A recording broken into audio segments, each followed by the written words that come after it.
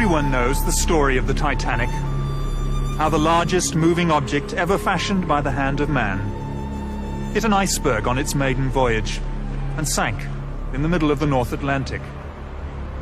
1,500 lives were lost.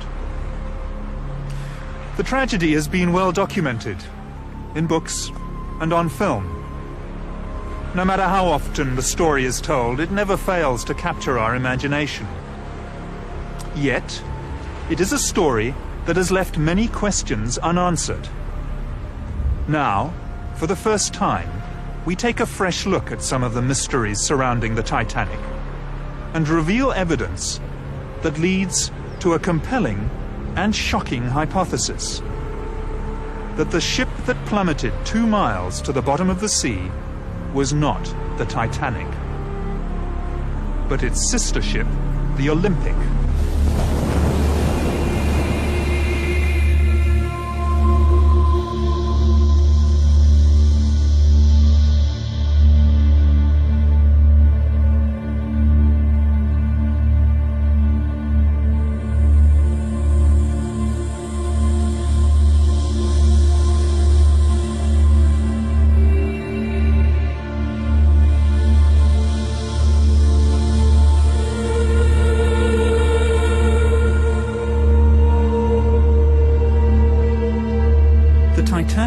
The Olympic were built for the White Star Line by Belfast shipbuilders Harland and Wolff, whose chairman was Lord Pirrie. Harland and Wolff built ships almost exclusively for the White Star Line, which was acquired in 1903 by American financier J. Pierpont Morgan's International Mercantile Marine. This was part of a drive to create a monopoly on the lucrative North Atlantic passenger trade. Chairman of the White Star Line was J. Bruce Ismay. It was in fact Lord Pirrie who was responsible for bringing together Morgan's money and British engineering excellence. Over dinner at Pirrie's London residence in 1907, Lord Pirrie and White Star Line's Bruce Ismay conceived the idea of building 3 luxurious superliners. First the Olympic, then the Titanic, and finally the Britannic. The first of the new ships, Olympic and Titanic, were to be virtually identical. This represented the White Star Line's survival strategy in the highly competitive North Atlantic passenger market, while also ensuring a bright future for the Harland and Wolff shipyard. As well as holding a large financial stake in Harland and Wolff, Lord Pirrie was a shareholder in the White Star Line and the International Mercantile Marine. Almost all passenger liners on the North Atlantic route in the early part of the 20th century were immigrant ships. In poor condition, many were known as coffin ships, and their owners blatantly overloaded and overinsured their vessels. In fact, it was an industry noted at the time for fraud. On the 14th of June 1911, the Olympic made her maiden voyage, under the command of Captain Edward J. Smith, Commodore of the White Star Line. Then just a week later, still under the command of Edward Smith, the Olympic was involved in a stern collision with the tug O.L. Hallenbeck in New York, an accident that nearly caused the tug to sink. Barely 3 months later, on the 20th of September 1911, the Olympic, still under the command of Captain Smith, was involved in yet another collision, this time with the British warship HMS Hawke in the Brambles Channel in Southampton Water. It was a serious collision, which was to seal the fate of the Olympic.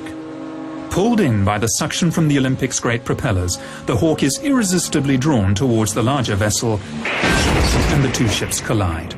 The Hawke's underwater ram and bows strike and penetrate the starboard side of the Olympic, causing a triangular hole several meters high, and an even larger hole below the waterline.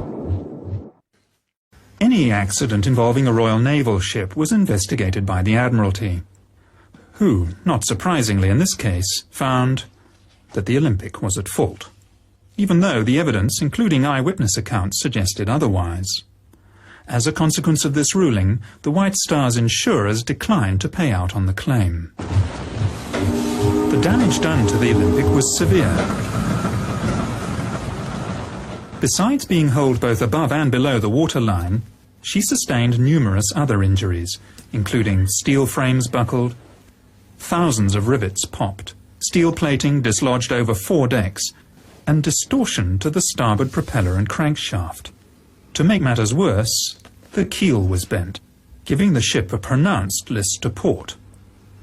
Interestingly enough, when 6 months later the ship which came to be known as the Titanic made her maiden voyage out of Southampton, second-class passenger Lawrence Beasley, a science teacher, noted that the ship seemed to have a slight but permanent list to port on the first part of the voyage, a fact noted by several other surviving passengers.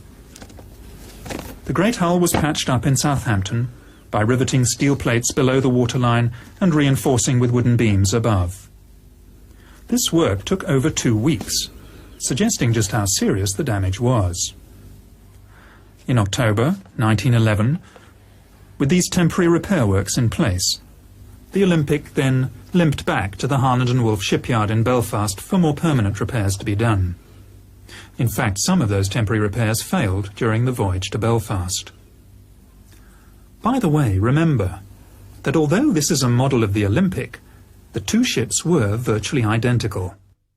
It's this fact which made a conspiracy feasible, a conspiracy of monumental proportions.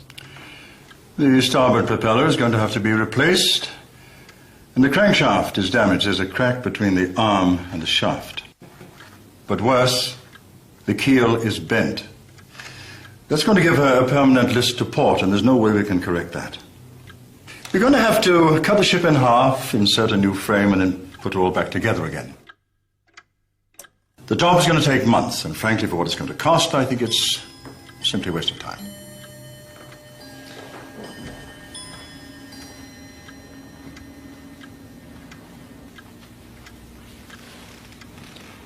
Can you not just patch her up until Titanic is ready? Well, we could put in a bulkhead to strengthen her. But to be honest, sir, she will never pass another Board of Trade inspection. In Belfast, the Titanic was nearing completion, but all work on her stopped so that every effort could be put into the repair of the Olympic.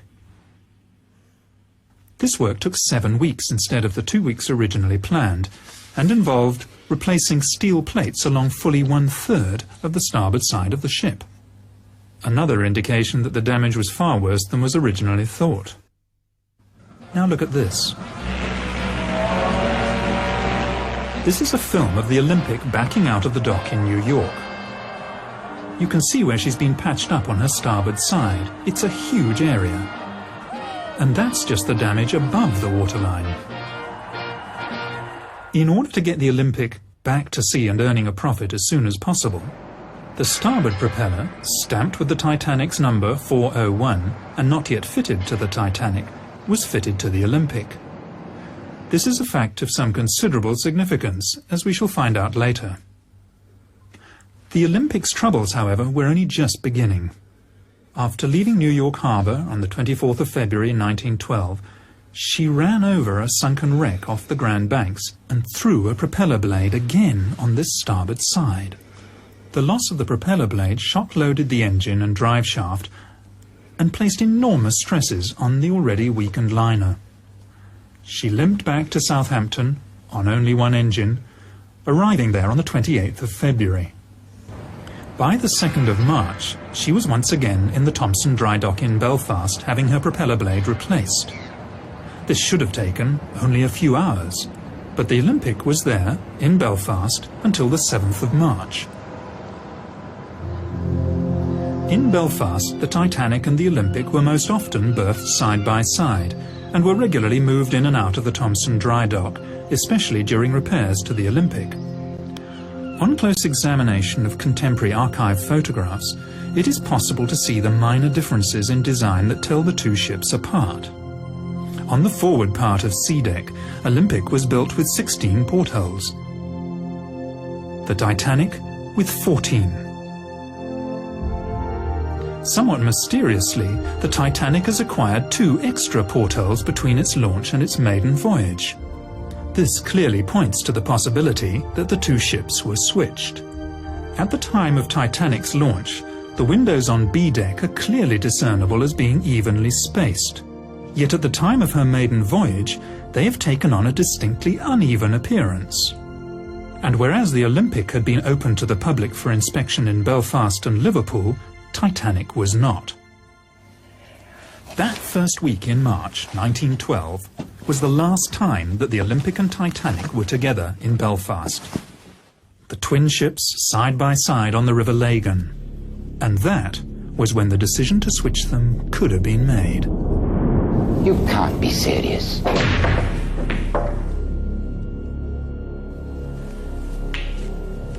Olympic and Titanic are exactly the same. No one will know we've switched them when they get back to work on Monday morning. We'll just swap the names. Everything else is standard White Star issue.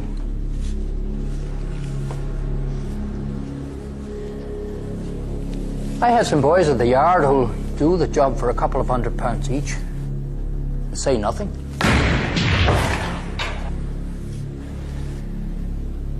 We'll never get away with it. If word of this gets out... It's either that, Ismay, or we both go down. White Star Line and this yard. There's got to be another way. There isn't. We have no choice. Right. That's it then.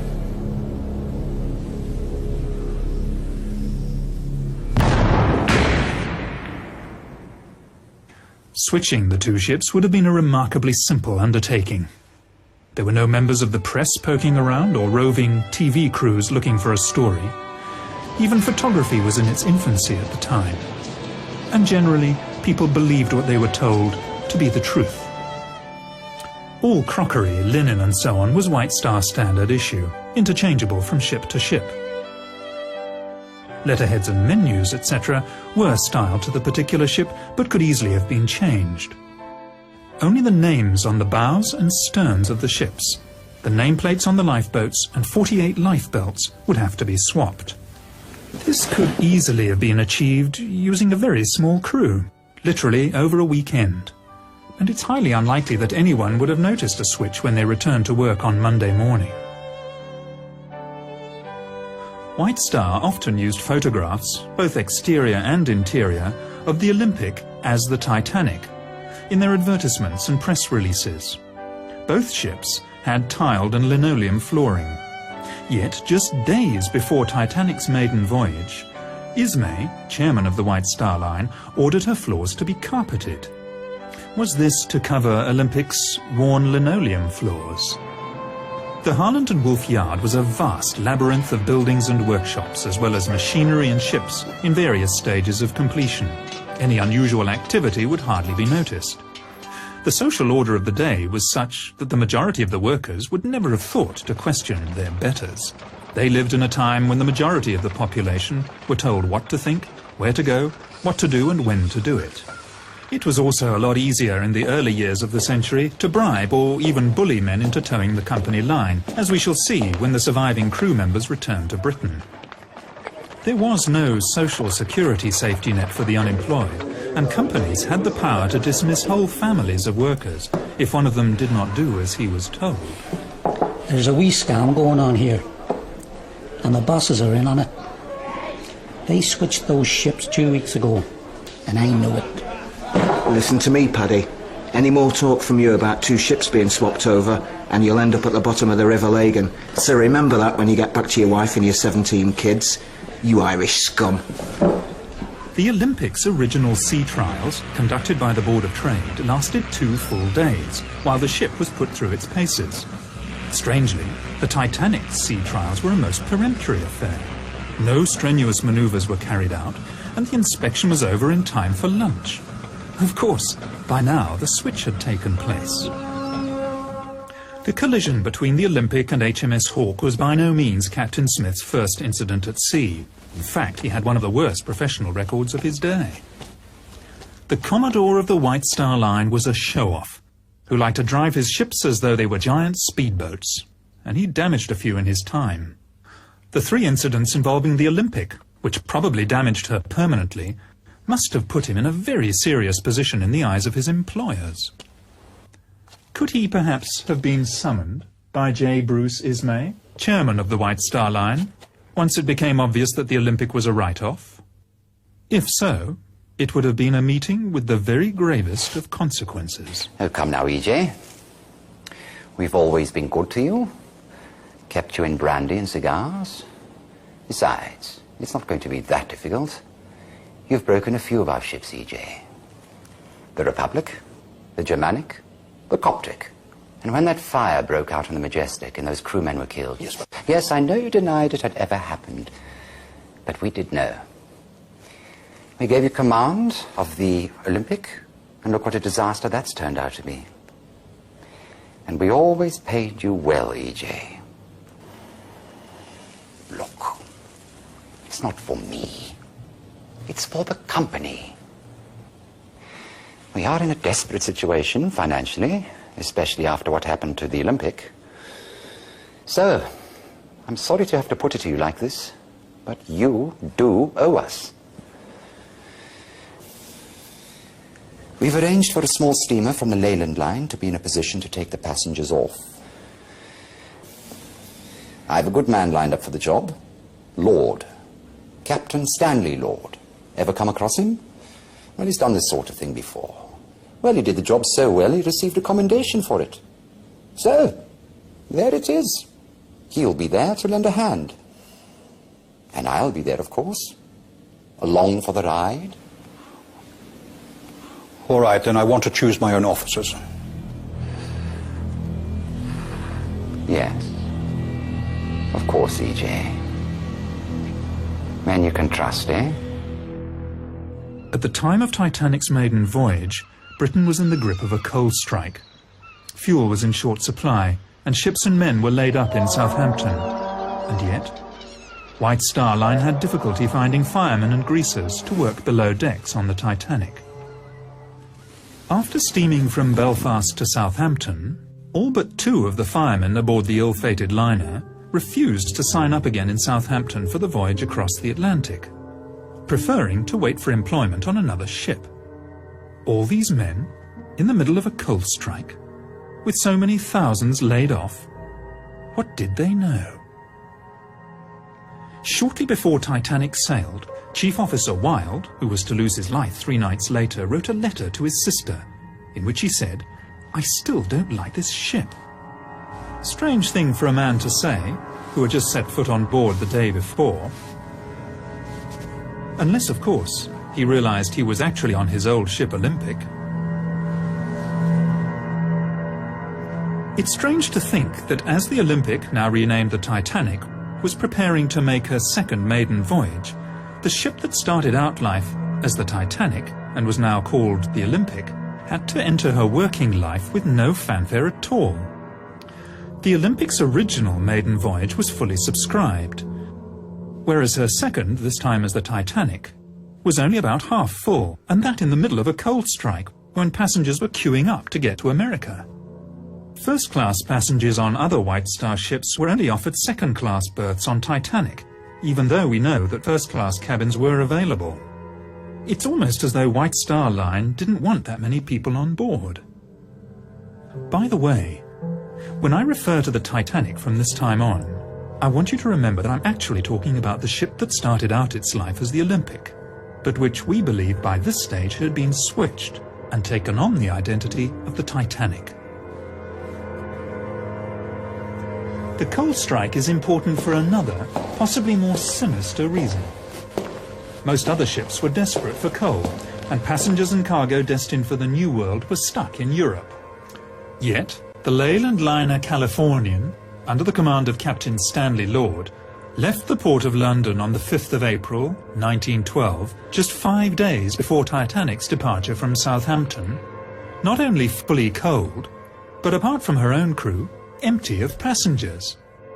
With more than enough coal to get her to the United States, she headed off into the middle of the Atlantic at full speed, empty. Apart from a cargo of woolen sweaters.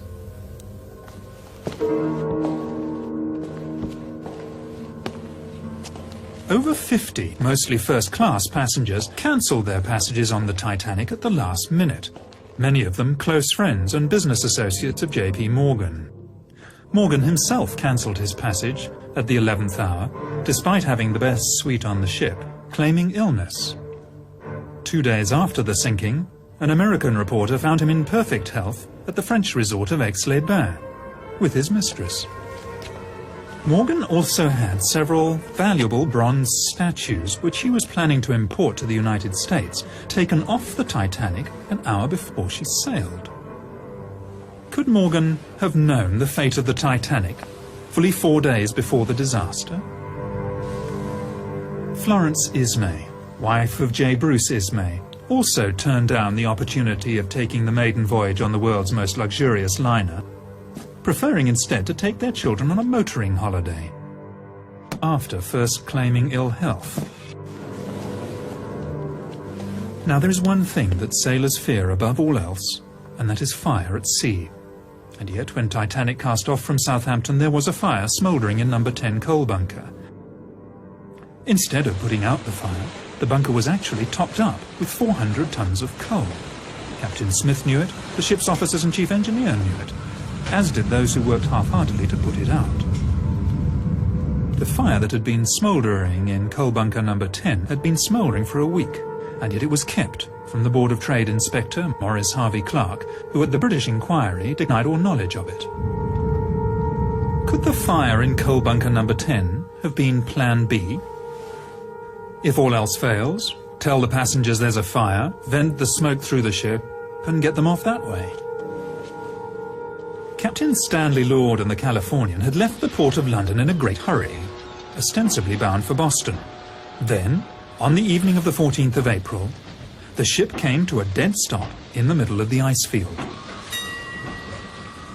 Strangely, Captain Lord, 6 foot tall, elected to sleep that night fully clothed on a 5.5-foot couch in the chart room rather than in his cabin. He also ordered her boilers to be kept fired up and her engines on standby. Why? Was he expecting some sort of emergency that might mean a last-minute dash into the night? That evening, the Titanic received 6 radio messages. The first 3 were from other ships, giving the location of icebergs. The other 3 were from the Californian, more concerned with giving her own position, stopped for the night. Those 3 were personally addressed to Captain Smith. It's almost as if Captain Lord was letting Smith know that the Californian was ready and waiting. Captain Smith had delayed turning the corner on the outward southern track. He ordered the turn to the west 10 miles further south than the normal turning point. This was certainly not as an evasive measure to avoid the ice field, but one designed to take him directly into it. He must have known this. Tragically, Captain Lord failed to keep his radio operator awake. Even so, the Californian's last message to the Titanic never got there. The Titanic's radio operators were too busy with passengers' messages.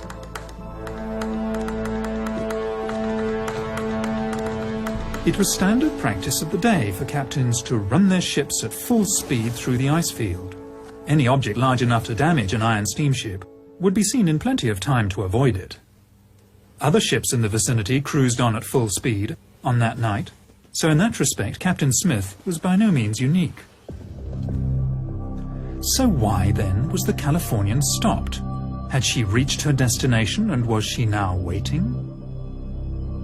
Sometime before 11 p.m, lookouts Fred Fleet and Reginald Lee came on watch and climbed to the crow's nest. Captain Smith retired for the night, but coincidentally, like Stanley Lord, he also chose to rest fully clothed, not in his own cabin, but in the chart room behind the bridge, almost as if he expected to be called back to the bridge at any moment. It was very cold outside, and few, if any, passengers would have been on deck. First Officer Murdoch was standing on the open part of the starboard side of the bridge when he saw the iceberg about 800 yards ahead. He ordered the ship turned to port and, inexplicably, engines full astern.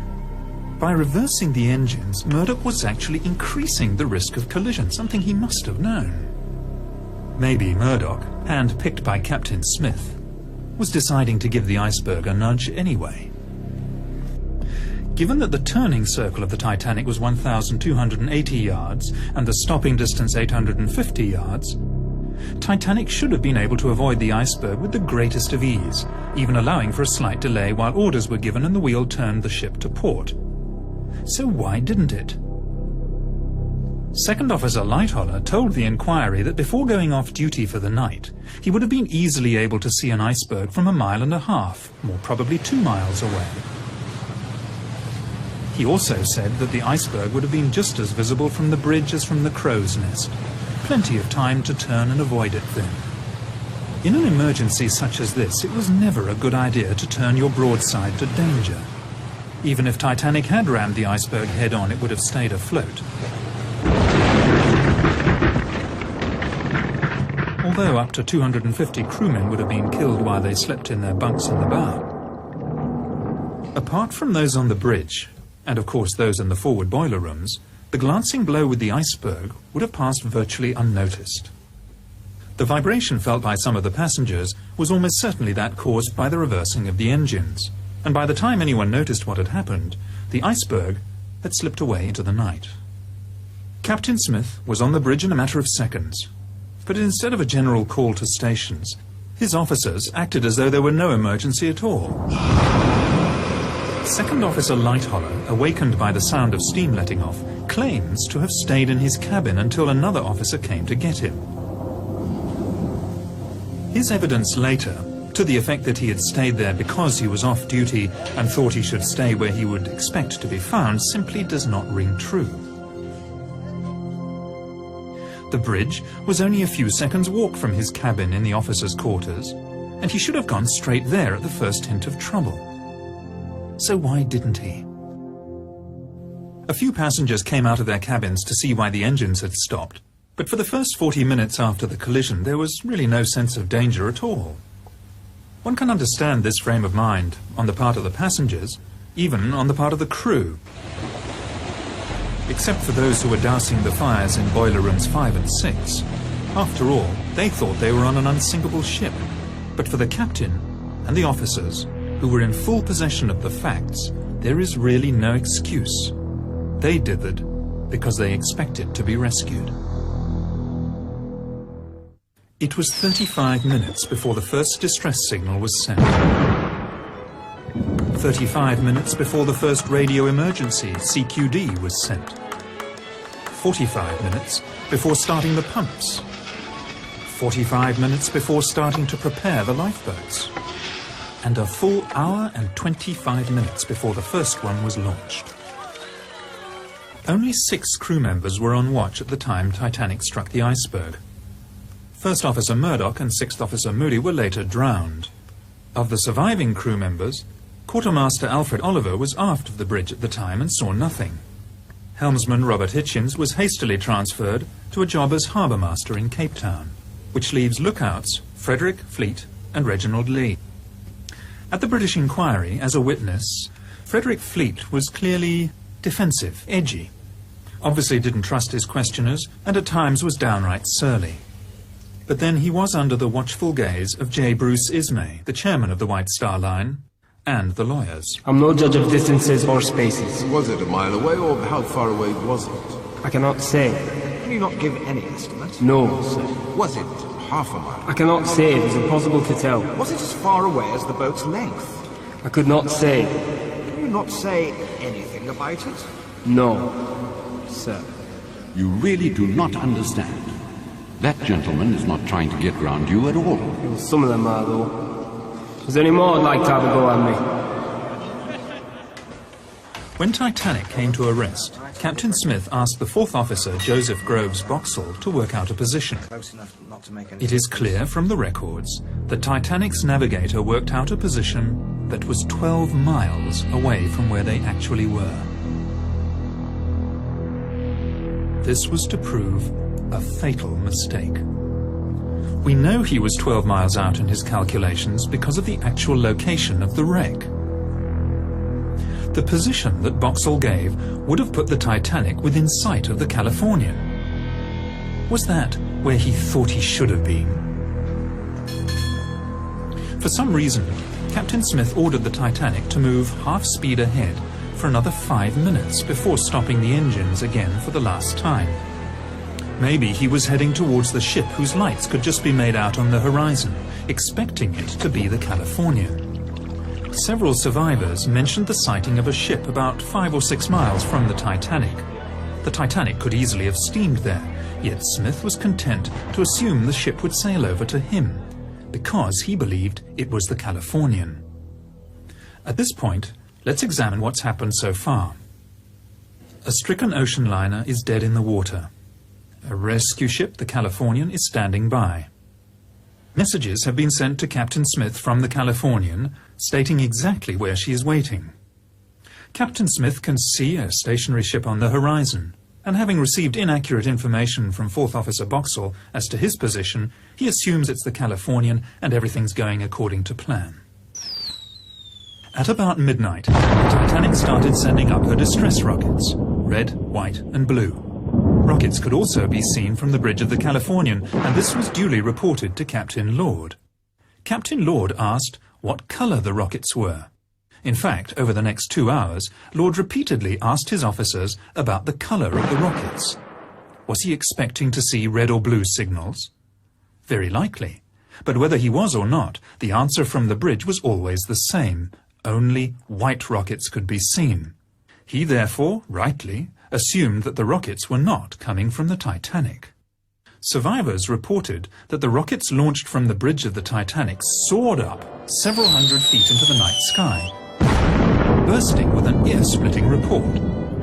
The rockets from the ship that was visible from the Californian only went as high as the top of her mast, and even at 4 to 5 miles distant, the officers would have quite reasonably expected to hear a report.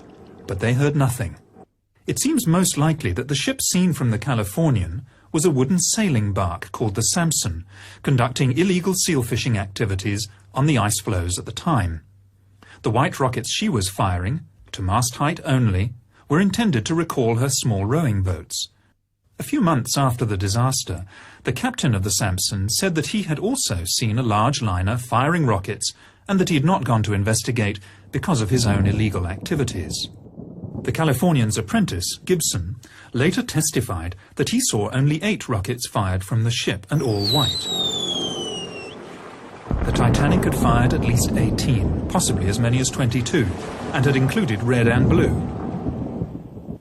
Titanic survivor Miss Edith Russell said the officers told them all, "Don't worry, the Californian will pick everybody up if you don't come back for breakfast." How could they possibly have known it was the Californian? It's hard to believe in such an emergency, but they were letting lifeboats go half full. They knew the ship was sinking, nobody could be that stupid. But they expected the ship on the horizon to come steaming over. But it was the wrong ship. The Californian was 19 miles away, where Captain Stanley Lord waited for coloured rockets. At around 1 a.m., it must finally have dawned on Captain Smith that the rescue upon which the survival of so many depended was not going to materialize. Now boats are being let go full, and passengers are beginning to panic. As the senior surviving officer, much credence and publicity was given to the evidence of Second Officer Lightholler. I did not leave the Titanic, sir. The Titanic left me. He was evasive in response to pertinent questions at the American and British inquiries, out to protect first and foremost his own reputation and then that of the White Star Line. At the British inquiry, he claimed, "The Titanic began her turn to port before the lookout drank down from the crow's nest." How would he have known this? He said he was in his cabin at the time. Lightholler also said at the American inquiry, "There was no mist 10 minutes before the ship struck the berg," flatly contradicting the evidence of the 2 lookouts. And how would he have known this if he was in his cabin? He also lied about the number of ice warnings received on the bridge, as if to suggest that the iceberg came as a surprise. "I do not remember any ice warnings being posted on the bridge." Lightholler, along with second radio operator Harold Bride and ship's baker Charles Joffin, all claimed that after getting off the Titanic, they stayed in the water for up to an hour. I was in the water for between half an hour and an hour before I climbed aboard the upturned collapsible. 20 of us spent most of the rest of that night balancing on the upturned boat, while I gave the orders. Lean left and lean right. This is quite clearly not possible. We know that the sea temperature that night was between 2 and 3 degrees below freezing. Average life expectancy at that temperature between 3 and 4 minutes. This testimony would simply not stand up today. It is quite clearly fabrication.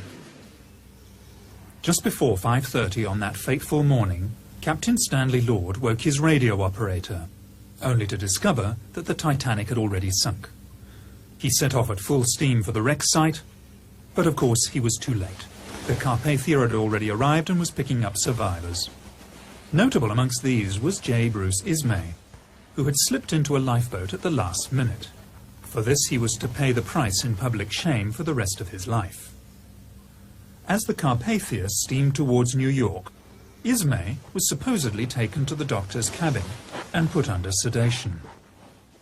Even so, he managed to find time to send 3 separate telegrams to the White Star's New York office, urging them to hold the Cedric in New York Harbor so that the Titanic's surviving crew members could be taken straight back to Southampton. Hastily organized, the American inquiry failed to ask the right questions. Titanic surviving officers stonewalled, as did Ismay himself. Several experienced sea captains were called to give evidence regarding the wisdom of steaming at full speed through an ice field. But they all said the same thing. Maintaining full speed in the vicinity of ice was perfectly normal, and on the night in question, the icebergs could be seen at between 5 and 6 miles distant. It never occurred to anyone to ask the simple question, in that case, why did the Titanic hit an iceberg? When the surviving crew got back to England, they naturally expected to go straight home to their loved ones. Instead, they were all herded into a railway shed and held for nearly 24 hours before being made to sign pieces of paper. A lot of them were under the impression that they were signing the Official Secrets Act. Was someone trying to suppress something here, some vital piece of information? Remember what it is you've put your names to. If there's any talk of the ship being swapped in Belfast, or any stories of insurance fraud going on, then there will be 20 years of His Majesty's pleasure awaiting you and no job to come out to when it's over. So, think on this when you see your wives and sweethearts.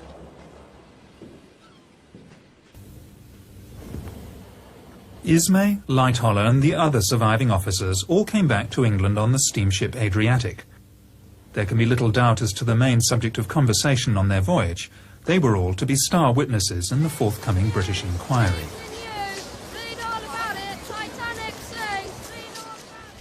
Now, it is unlikely that a fraud of such immense proportions could have been undertaken without the collusion of the authorities, notably the British government, as we shall see later when we look at the inquiry. In fact, it makes perfect sense for the government of the day, under Prime Minister Lord Asquith, to have colluded in a cover-up.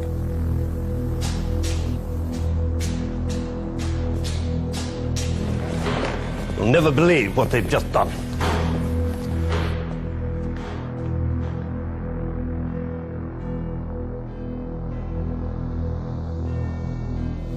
How many? I'm told 1,500. The position is simply this, Prime Minister. The White Star Line is on the verge of bankruptcy. Now, if White Star were forced to go into liquidation, the Holland and Wolfyard in Belfast would also be placed in a very precarious position, perhaps even forced to close down. Now, that means that 20,000 men will be laid off, not to mention the effect on all the subsidiary and dependent industries. Quite frankly, it is a political situation we cannot afford, Prime Minister. Alienate the Irish, and we will most certainly lose seats in Belfast. The Fenians, the Republicans, will seize the opportunity. And with our majority gone, we will undoubtedly lose the next election, Prime Minister. There is the chance of a blunder here of unprecedented proportions. We are going to have to go along with this, Prime Minister. I will not see a stain put upon the British government, not for the White Star Line, Not for Holland and Wolff, not for the Irish, and certainly not for the interests of J.P. Morgan. I would also remind you, Prime Minister, that as part of the arrangement for an American company to acquire the White Star Line, J.P. Morgan agreed that this government could requisition his ships as Royal Naval Reserves should the need arise. I would also remind you, Prime Minister, that the situation in Europe is becoming ever more doubtful. If the White Star Line were to go into liquidation, the major creditor would be J.P. Morgan himself. Now, as both owner and banker, he would certainly exercise his rights to seize his assets. And we would lose all those ships, Prime Minister. It's a sad day for England, when the policies of a British government are dictated by greedy and ruthless businessmen. And if it ever became public... Doubtless you have someone in mind to run the show? Yes. I thought we could bring Mersey out of retirement. He's reliable, he knows how the system works, he's discreet, and he will do what needs to be done. My son is called to the bar. I would be more comfortable if he were there to keep an eye on things. Of course, Prime Minister, we'll find employment for him in the Attorney General's office. Very well, then. But neither I nor the administration know anything about it.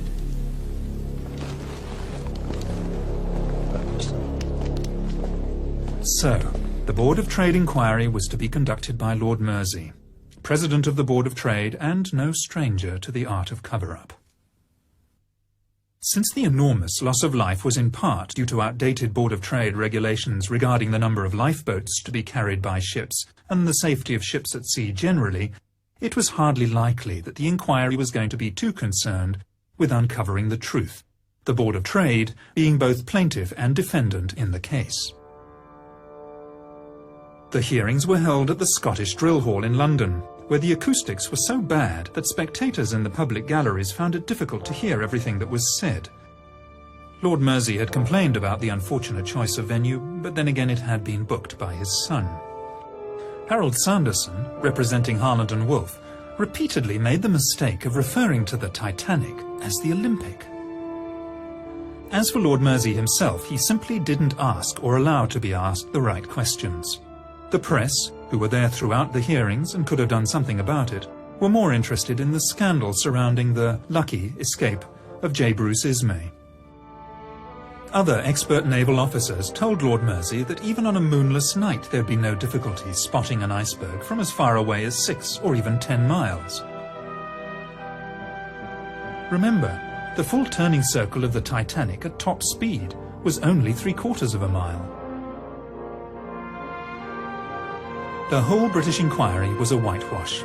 Captain Smith would not be blamed because he was no longer alive and could not defend himself. The lookouts were not to blame. The design and construction of the Titanic was not to blame. Neither were her officers or her owners. In fact, no one was to blame, except Captain Lord. Captain Lord stood alone.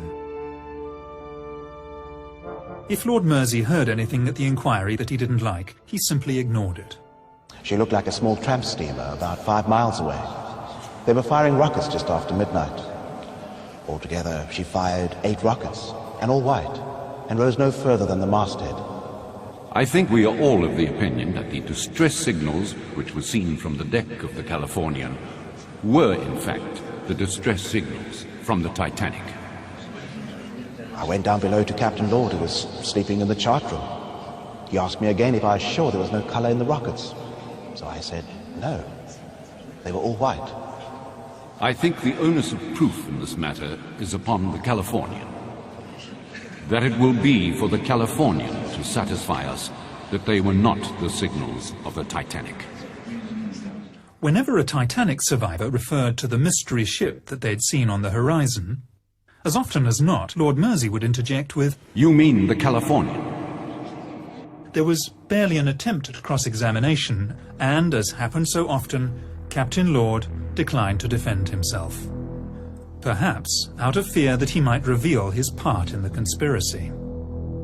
Furthermore, when the inquiry heard from passengers who'd been aboard the Mount Temple that they'd actually seen the Titanic on the horizon and were even close enough to hear the last 2 reports of her rockets, Lord Mersey repeatedly interrupted them. You do not give me the answers that please me.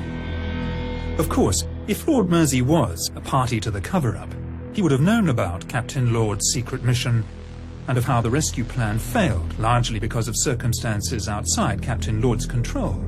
And yet, Lord Mersey repeatedly interrupted the testimony of Californian's officers and instead accepted evidence against Captain Lord that would have been laughed out of court under normal circumstances. Was Captain Lord being made a scapegoat because he had failed to do what he'd been engaged to do on the night of the disaster? Of course, by highlighting Lord and the Californian, Lord Mersey was drawing attention away from rather more sensitive issues. Titanic's bulkheads should have gone 1 deck higher. It was the Board of Trade's own regulations that allowed Titanic to go to sea with too few lifeboats, and the Board of Trade's inspectors who had been so ready to sign the ship off as fit to go to sea in the first place. Titanic cost $10 million to build, and as a brand new ship would have been insurable for that amount and more. The Olympic, on the other hand, damaged beyond economic repair, would only have been insurable for a much smaller amount. A motive for switching the ships is clear. Normally, White Star Line, when they insured their ships, took on part of the risk themselves, and it was at first thought that Lloyd's of London would only be liable for $7.5 million. Not so. For just 1 week before the maiden voyage of the Titanic, which we now know was in fact the Olympic, White Star Line upped their insurance on the vessel dramatically. And, incredibly, just 5 days after the sinking, Lloyd's paid out $12.5 million.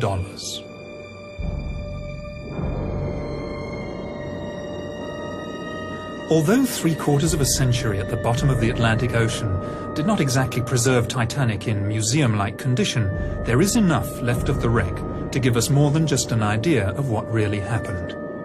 Corrosion has done its relentless work, but where the original black paint of the hull has flaked away, it is still possible to see spots of grey paint, which formed the undercoat, except that grey paint was only used as an undercoat on the Olympic and not on the Titanic. Examination of the starboard propeller reveals the number 01 stamped into the metal. In fairness, there is too much corrosion to make out the number 4 clearly, but remember the starboard propeller, numbered 401 for the Titanic, was put on the Olympic as part of the repairs after the collision with the Hawk. Remote cameras under the control of the discoverer of the Titanic wreck, Dr. Robert Ballard, have examined the stern section of the ship. They show that in addition to the lateral bulkheads that were a feature of both the Titanic and the Olympic, there is a longitudinal bulkhead in the stern section where there was none on the original plans for either vessel. The position of this bulkhead suggests a temporary repair has been carried out to strengthen the keel, a keel perhaps damaged by the collision with HMS Hawk. And finally, a close look at the bow could reveal the most damning evidence of all. In 1986, the French National Oceanographic Institute examined the wreck with Dr. Robert Ballard. One of the things they checked was the name of the ship. In keeping with White Star tradition, both ships had their names engraved into the upper bow plates in letters 4 foot high. Examination of the wreck and the name Titanic shows that it is made of iron letters which have been riveted onto the original bow plates. With the passage of time, 2 of the letters have dropped off and been lost forever in the sediment of the seabed. At the place where they once were, engraved into the hull, are the letters M and P.